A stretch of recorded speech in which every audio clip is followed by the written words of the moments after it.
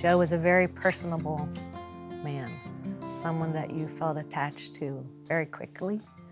He was very witty, very smart, humble, but a little on the sarcastic side, but that was part of his charm.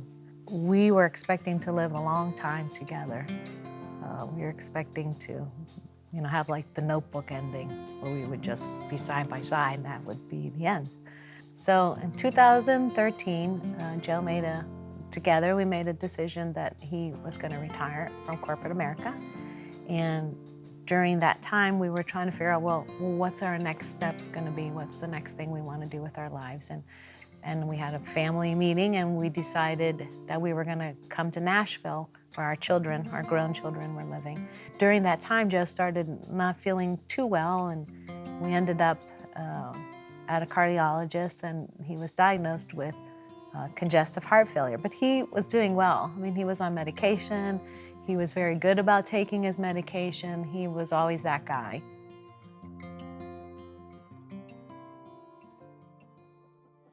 We ended up finding out that his heart failure had advanced, something we weren't prepared for and something we definitely weren't expecting, because he felt good, was doing well, strong, moving forward. So he ended up in the hospital, and from Centennial to Vanderbilt from that day, about 40 some days later, we were in the running for a VAD and all the things that means.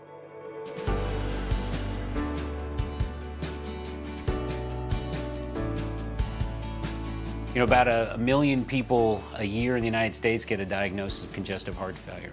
And the vast majority of these folks can be managed medically.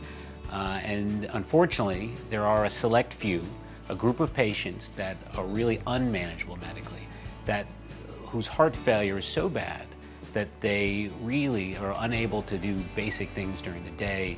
They have progressive shortness of breath. They find themselves in the hospital over and over again. And moreover, these are patients who are looking at death. They're looking at a limited life expectancy. So it's not just their quality of life, but the likelihood of them being around a year from now is limited. So these are patients that come to see us, and particularly my team, because we have a number of tools that have emerged from a long series of experiments that started in the 60s and 70s, have now emerged as a real therapy now. And what we're talking about are left ventricular assist devices.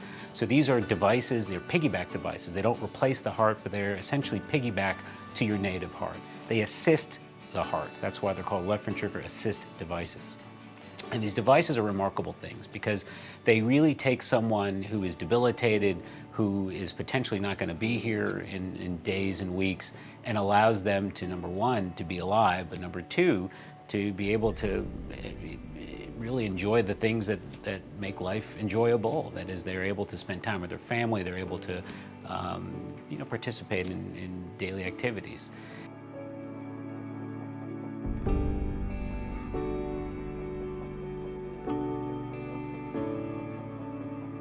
So he had the VAD surgery, and honestly, he did great. I mean, he looked great, he did great, and did wonderful in recovery. I mean, I will never forget it as long as I live.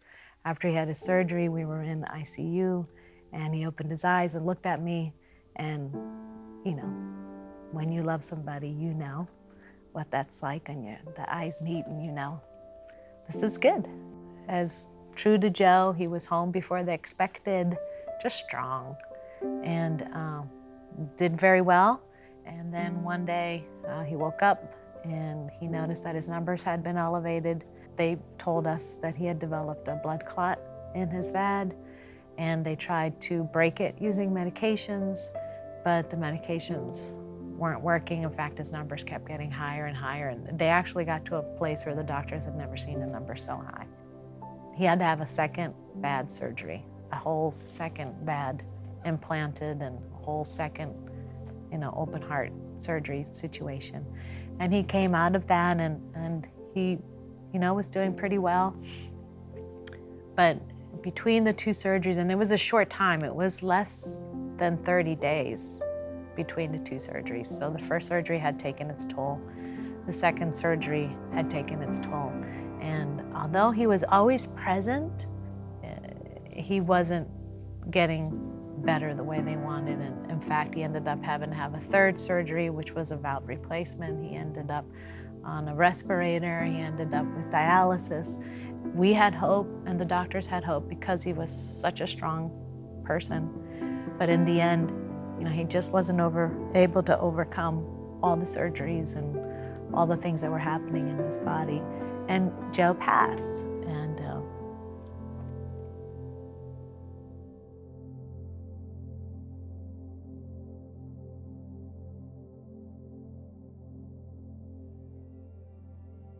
during this time, we were in ICU, and I spent a lot of time in ICU. We were probably in the hospital, between both hospitals, about 56 days, 55, something like that.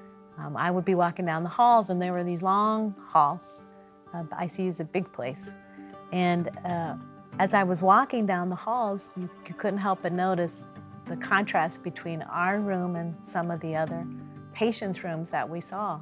And the big difference that I could see was where was the family? Where were the friends? And I found out that most of the other patients, that we were very unique in the fact that we lived in Nashville, so our friends and family were able to come visit, where theirs were not.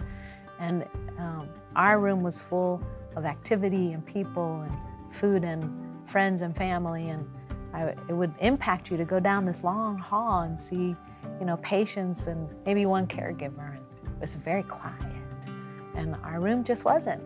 Our room, there was always something happening, and it affects you to see that. Before Joe got very ill, we said, no, when Papa gets better, we're gonna do something about this, because even if it's that you and I are coming back or whatever we're gonna have to do, we're gonna do something about this, because this isn't right. Something's wrong, something's off balance.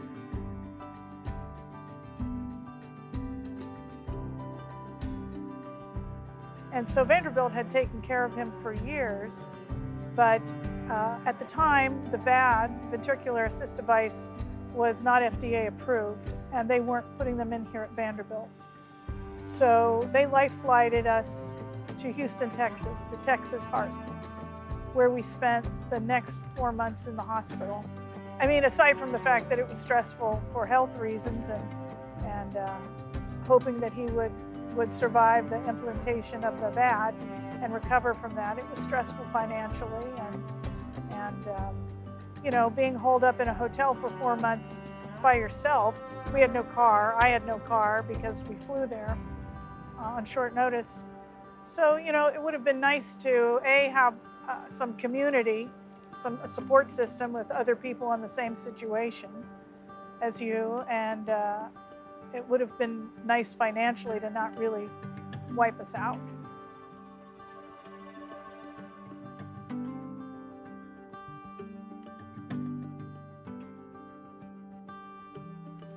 This is a situation that I wouldn't wish on my worst enemy.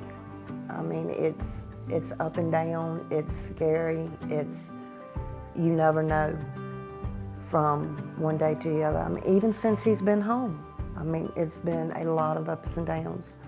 He stayed in the hospital for 3 or 4 weeks after the surgery, and then we stayed in Nashville for another month to month and a half afterwards.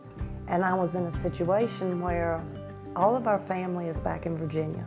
I didn't have any family in Tennessee that could be down here with me. And I have an 11-year-old son. Come 10 o'clock, he has to leave. So I didn't have the option of staying in the hospital with my husband, because I had to get my little man out.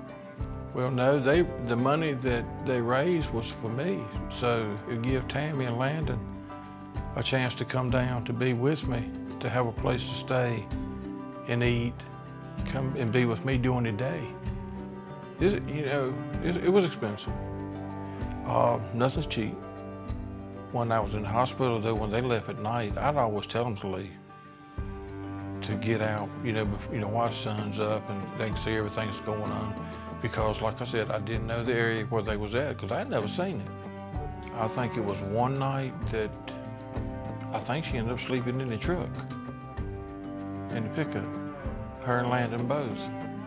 We take care of patients from a really broad geographic area. That means that many of these patients are far away from home, and they're going to be living close to the medical center where they're going to have access to plenty of medical care, but it creates a huge gap, and that gap is in the practical needs. The needs for the living day to day away from home. That includes gas and lodging, food, and the general comforts that we would normally associate with home, and recovering from big operations. We force patients to move out of that space, and that creates a real need.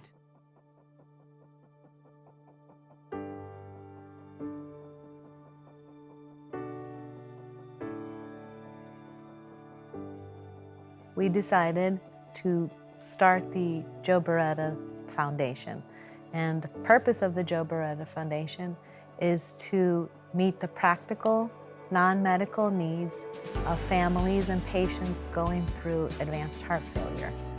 We decided to make our main emphasis the Papa Joe House, which will bring rest, hope, and peace to families, things that we learned were so necessary through our journey and found out that not every family gets a chance to have. A lot of people have come to us and have said, boy, this is great what you're doing, and you guys are heroes. You're unbelievable for wanting to do this, but we know that we're not. We know that the real heroes and the real people that are going to make the difference is you, because you are going to come alongside and you're going to be the hero, and you're going to be the caregiver, and you're going to be the person that helps bring hope and rest and peace to families, because you decide to give, decide to help give hope, decide to help give peace, decide to help give rest. And it doesn't take a lot for that.